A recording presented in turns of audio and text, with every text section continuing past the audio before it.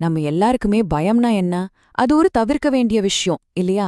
இருட்ட போல, தெரியாத ஒன்ற போல நாம அத தள்ளி வைக்க தான் விரும்புறோம். ஆனா ரொம்ப பயங்கரமா தெரியற ஒரு உருவம் நம்ம வாழ்க்கையோட ரொம்ப ஆழமான ஒரு உண்மைய புரிஞ்சுக்க உதவுற ஒரு சாவியா இருக்க முடியும்னு சொன்னா நம்புவீங்களா? வாங்க இந்த மர்மமான தேவியோட கதைக்குள்ள போகலாம். நம்ம எண்ணங்கள், கவலைகள், பிளான்ஸ் சில சமயம் யோசிச்சு பார்த்தா நம்ம மனசே நமக்கு ஒரு ஜெயில் மாதிரி ஆயிடுது இல்லையா? அந்த மாதிரி நேரத்துல நம்ம பாக்குற ஒரு பயங்கரமான காட்சி அந்த ஜெயில்ல இருந்து நம்மள விடுவிக்கிறதுக்கான ஒரு வழியா இருந்தா எப்படி இருக்கும்? இந்த விளக்கத்துல நாம அந்த சாத்தியத்தை பத்தி தான் ஆராய போறோம். இது வெறும் ஒரு கதை இல்ல, நமக்குள்ளேயே இருக்கிற ஒரு சாத்தியத்தை பத்தின ஒரு தியானம். இவங்கள பாருங்க. இவங்க தான் சின்ன மஸ்தா. இதுக்கு அர்த்தம் தலை துண்டிக்கப்பட்டவள். முதல்ல பாக்கும்போது ரொம்ப அதிர்ச்சியா இருக்கிற ஒரு காட்சி. அவங்க தன் தலைய தானே துண்டிச்சு கையில வச்சிருக்காங்க. அவங்க கழுத்திலிருந்து வர்ற ரத்தம் 3 தாரையா பிரியுது. ஒன்னும் அவங்களுக்கும், மத்த 2ம் அவங்களோட தோழிகளுக்கும் உணவா போகுது. ஆனா அவங்க முகத்தை நல்லா உத்து பாருங்களேன்.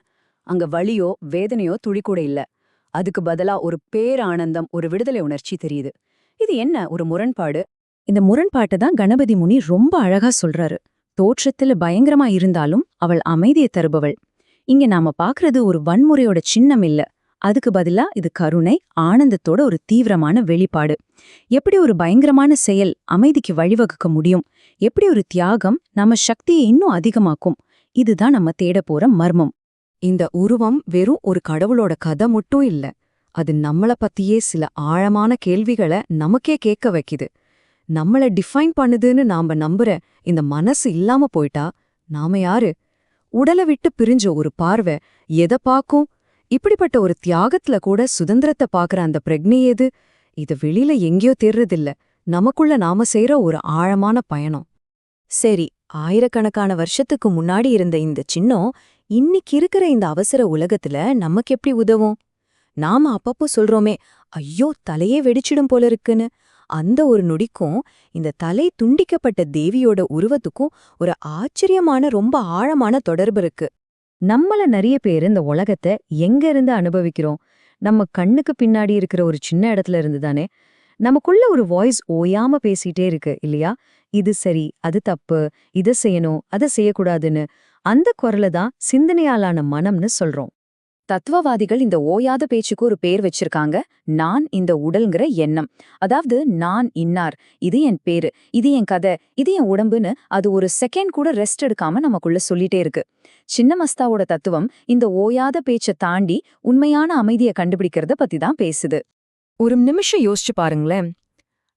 நானு ரொம்ப இறுக்கமா புடிச்சிட்டு இருக்கிற இந்த அடையாளம் உண்மைய பாக்குறதுக்கான ஒரு ஜன்னலா இல்லாம அத ஃபில்டர் பண்ற ஒரு கண்ணாடியா இருந்தா, நம்மள பாதுகாக்குதுன்னு நாம நம்புற இந்த மனசு உண்மையில நம்மள ஒரு வசதியான ஆனா ரொம்ப சின்ன கூண்டுக்குள்ள அடைச்சு வச்சிருந்தா? இந்த மேற்கோள அது ரொம்ப தெளிவா சொல்லுது. அதாவது நம்ம புலன்கள் நமக்கு உண்மையோட முழு படத்தையும் காட்டுறதில்ல. அது ஒரு எடிட் பண்ண வெர்ஷனை மட்டும்தான் காட்டுது. எதை வச்சு எடிட் பண்ணுது? நம்ம பழைய அனுபவங்கள், நம்ம பயங்கள், நம்ம ஆசைகள். இது எல்லாம் சேர்ந்துதான் அந்த தகவலை திருத்தி நமக்கு கொடுக்குது. இப்போ வாங்க இந்த தேவியோட உருவத்தை ஒரு சிம்பாலிக் மேப்பா பார்க்கலாம். இது வெறும் ஒரு சிலை இல்ல, நமக்குள்ள ஒரு பெரிய மாற்றத்தை கொண்டு வரதுக்கான ஒரு வழிகாட்டி. இங்க ரொம்ப ரொம்ப முக்கியமான ஒரு விஷயம் என்னன்னா, இந்த தலை துண்டிப்புங்கிறது அவ மேல திணிக்கப்பட்ட ஒரு வன்முறை கிடையாது. யாரும் அவள தாக்கல. இது அவளாவே முழு பிரக்ஞையோட தன் இஷ்டப்படி எடுத்த ஒரு முடிவு. இது சரணடைறதில்ல, இது ஒரு உச்சகட்டமான ஆன்மீக தேர்வு. இந்த தியாகத்தை அவ எப்படி செய்றா? அவ கையில இருக்கிற அந்த வாளால தான். அந்த வாளுக்கு பேரு விவேகம். விவேகம்னா என்ன? அது ஒரு கூர்மையான பகுத்தறிவு. எது நிஜம், எது நிழல், எது உண்மை, எது பொய், எது உண்மையான நான், எது என்னோட ஈகோ, இதையெல்லாம் கிறிஸ்டல் கிளியரா பிரிச்சு பாக்குற திறன்தான் அந்த வாள். சோ பாக்குறதுக்கு இது ஒரு வன்முறை மாதிரி தெரியலாம். ஆனா உண்மையில இது ஒரு விடுதலைக்கான செயல்.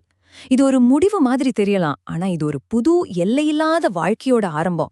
இது நம்மளையே இழக்கிற மாதிரி தெரியலாம். ஆனா நிஜத்துல இது பிரக்ஞைய அதோட சின்ன சின்ன கட்டுப்பாடுகள்ல இருந்து விடுவிக்கிறது. இப்ப அவ கழுத்திலேந்து வர அந்த 3 ரத்த தாரைகளையோ பாருங்க. அது வெறும் ரத்தம் அல்ல, அது உயிர் சக்தியோட ஒரு பிரவாகம்.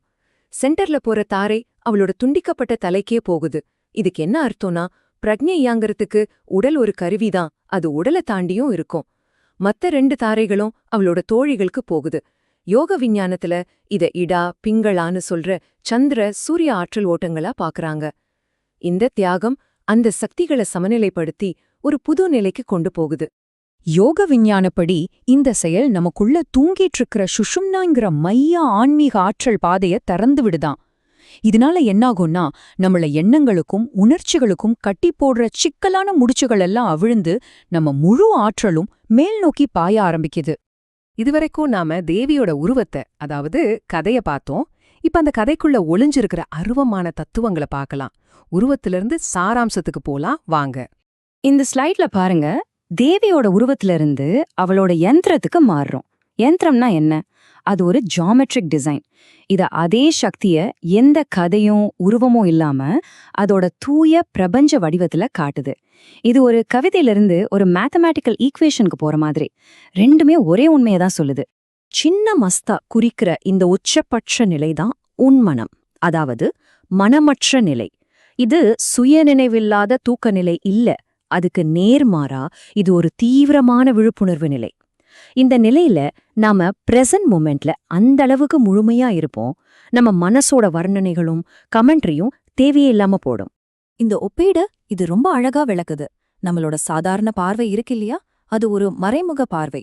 அது புலன்களால ஃபில்டர் செய்யப்பட்டு நம்ம நினைவுகளால வியாக்கியானம் செய்யப்படுது. ஆனா சின்ன மஸ்தா குறிக்கிற பார்வை ஒரு நேரடி பார்வை. அது ஃபில்டர் பண்ணப்படாத உடனடி அறிவு. அது ஒரு தாமரையோட ஐடியாவை பாக்குறதில்ல, தாமரைய அது இருக்கிறபடியே முதல் தடவையா பாக்குற மாதிரி. சமஸ்கிருதத்துல இந்த நிலைக்கு வித்யுத் சக்தின்னு பேரு, அதாவது உடனடி ஞானத்தோட மின்னல். இது ஒரு செகண்ட்ல வர்ற மின்னல் வெட்டு மாதிரி. அந்த ஒரு நொடில நான் ஒரு தனி நபர் அங்கிற மாயைய முழுசா அழிச்சு பிரபஞ்ச உண்மைய உள்ளபடி வெளிச்சம் போட்டு காட்டும். சரி, இதுவரைக்கும் நாம பார்த்த எல்லா உண்மைகளையும் இப்ப ஒன்னா சேர்க்கலாம். இந்த பயங்கரமான உருவத்தை வச்சு நம்ம பார்வைய நாம எப்படி மாத்திக்க முடியும்னு பாப்போம். கடைசியா நாம சேர்ந்திருக்கிற முக்கியமான புள்ளி இதுதான். நாம பார்த்த அந்த பயங்கரமான உருவம் ஒரு வன்முறையோட கதை கிடையாது. அது விடுதலையோட ஒரு மிக தீவிரமான, ரொம்ப ஆழமான கதை. நமக்கு துன்பத்தை தர்ற இந்த சின்ன எண்ணங்களால ஆன நான்கிறது நம்ம உண்மையான இயல்பு இல்ல. இதுதான் அதோட ஒரே மெசேஜ். நிச்சயமா நம்ம ஈகோவ, நம்ம அடையாளத்தை தியாகம் பண்ற இந்த வழி பயத்தை கொடுக்கதான் செய்யும். இந்த மேற்கோள் சொல்ற மாதிரி நம்ம வழக்கமான அடையாளம் நம்ம கிட்ட பறிக்கப்படும்போது அது சந்தேகத்தையும் கவலையும் உருவாக்கும். அது ரொம்ப இயல்பானது. ஆனா அந்த பயத்தோட வாசலை நம்ம தாண்டிட்டா அங்க ஒரு பிரம்மாண்டமான எல்லையில்லாத விடுதலை காத்திருக்கு. கடைசியா இந்த ஒரு கேள்வியோட இந்த பதிவை நான் முடிக்கிறேன். நமக்குள்ள ஒயாம ஓடிக்கிட்டே இருக்கிற அந்த நாங்கிற கதை ஒரே ஒரு கணம் அமைதியானா பாக்குறதுக்கு அங்க என்ன மிச்சம் இருக்கும்? இந்த கேள்வியை உங்களுக்குள்ள நீங்களே கேட்டு பாருங்க. பதில் ஒருவேளை உங்க உள்ள இருந்து கூட வரலாம்.